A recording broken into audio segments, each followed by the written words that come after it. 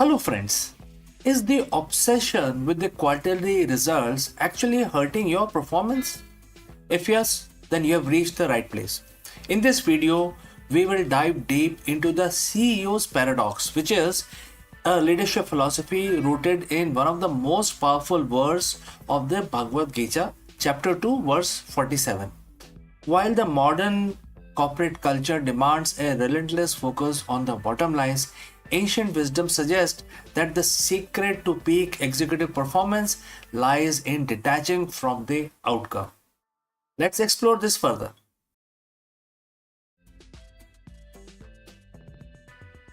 Welcome, leaders. Look around you. Whether you are a CEO, an executive, or an aspiring entrepreneur, what's one constant pressure you face every single day? It is the relentless, unyielding pursuit of results, quarterly earnings, shareholder value, market share, KPIs, ROIs. These metrics aren't just numbers, they are very heartbeat of the modern business, dictating strategy, defining success, and often consuming your lives.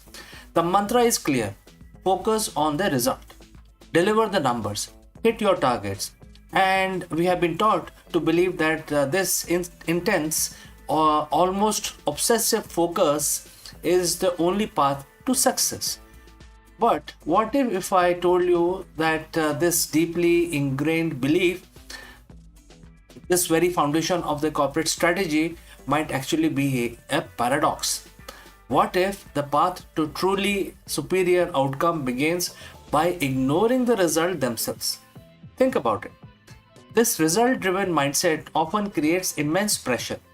It leads to short term thinking, cutting corners, and a perpetual state of anxiety.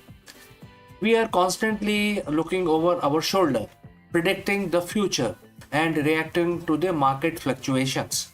It fuels burnout, stifles innovation, and often ironically lead to suboptimal long-term performance.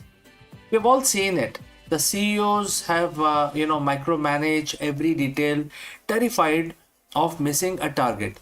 The team that scrambles to meet an arbitrary deadline, sacrificing quality. The leader whose mood is entirely dictated by the latest stock price. This isn't sustainable, and frankly, it is not truly effective leadership. There is a better way, a more profound approach that has been articulated for thousands of years. Today, we are going to unlock a secret, a paradox that comes not from the latest business school textbook but from an ancient text, Bhagavad Gita, specifically chapter 2, verse 47. While it might seem counterintuitive to look at the spiritual scripture for business advice, remember the true wisdom transcends time and context. The Gita is a dialogue about duty, action, and purpose, theme that resonate deeply in any leadership role. This verse offers a revolutionary perspective on action and outcome, a perspective that can transform you how you lead, how you can perform, and how you experience your role as a CEO. Let's break it down. The verse state, and in English it translates to something like this: you have the right to perform your prescribed duty, but you are not entitled to the fruits of the action. Never consider yourselves the cause of the result of your activities, and never be attached to not doing your duty. Now, let's that sink in. You are not entitled to the fruits of the action, and never consider yourselves the cause of the result. This isn't about apathy or laziness, quite the opposite. It's a profound call to action without an attachment. This is the core of the CEO's paradox. It's not about ignoring your duties or shirking responsibilities. It's about a radical shift in the mindset regarding your relationship with the outcome. First, focus on the process, not just the price. Instead of being consumed by the what of the result, this philosophy urges you to fully immerse yourself in the how. How are you building a team? How are you crafting the strategy? How are you communicating? When you dedicate your entire being to the quality of your effort, the process itself becomes a reward. Second, you are not the sole cause. This is crucial. No matter how brilliant you are, no single leader is entirely responsible for every outcome. There are countless variables, market forces, team dynamics, unforeseen circumstances, even luck. Attributing every success or failure solely to yourself is an ego trap that leads to either inflated pride or crushing self blame. Gita reminds us that we are player in a larger game. Our role is to play it skillfully, not to control every single domino. Third, freedom from anxiety. When you detach from the fruit of your labor, you liberate yourself from the crushing anxiety of the success or failure. You are free to innovate, to take calculated risk, to pivot without the paralyzing fear of what if. You can execute your duties with a calm, clear mind, which almost always lead to better decisions and superior execution. So, how does a modern CEO apply this ancient wisdom in today's high stake environment? First, define clear duties, release outcome grip, set ambitious goals, absolutely, but once the strategy is in motion, shift your internal focus from prediction of the results to the quality of your input. Focus on empowering your teams, refining processes, and fostering a culture of excellence. The result will be a natural byproduct.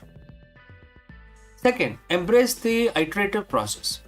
Understanding that you're not the sole cause means you're open to feedback, adjustments, and learning from failures. Every action is a lesson, not just a binary success or failure. Next, cultivate present moment leadership. Stop living in the future, worrying about the next quarter. Be fully present in your meeting, fully engaged with your team, fully immersed in the challenge at hand. This presence leads to clarity and impactful decisions. Next, decouple self worth from the company's performance. Your value as a leader and as a person is not solely defined by the latest quarterly report. This detachment is not indifference, it is the emotional intelligence allowing you to lead with greater resilience and less emotional volatility.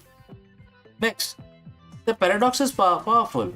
By ignoring the result in the sense of detaching from the emotional high and low and the need to control every outcome, you paradoxically create a condition for better outcomes.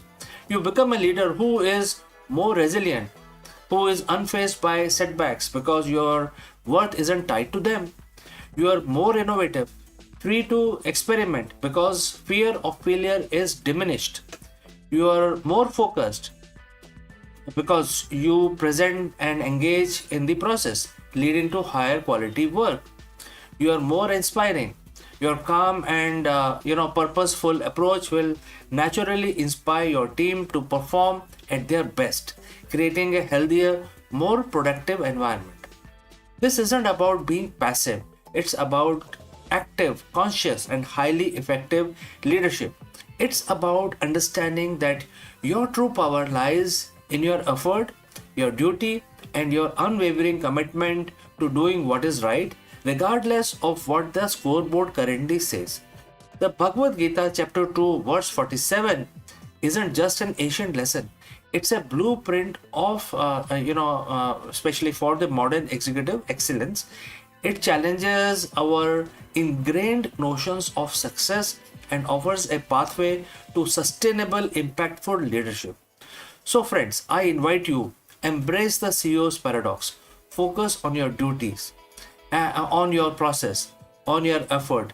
Release your grip on the outcome and watch as the result, the truly meaningful ones begin to align themselves in ways you never thought possible. Thank you for joining me live. If this video resonated with you, share this video and let me know in the comments how you plan to apply this paradox in your leadership journey. Until next time, lead with purpose, lead with presence, and lead without attachments. See you in the next one.